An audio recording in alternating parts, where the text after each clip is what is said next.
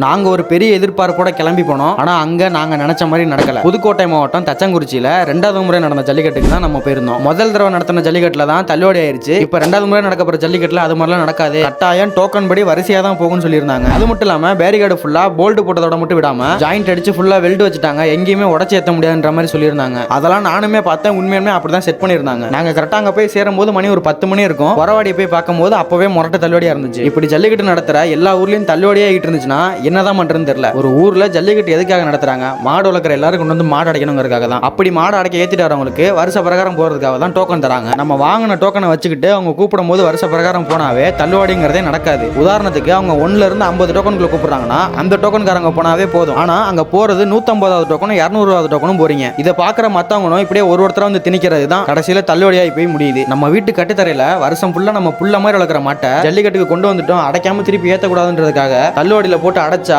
மாடு ஒரு வழி ஆயிருது.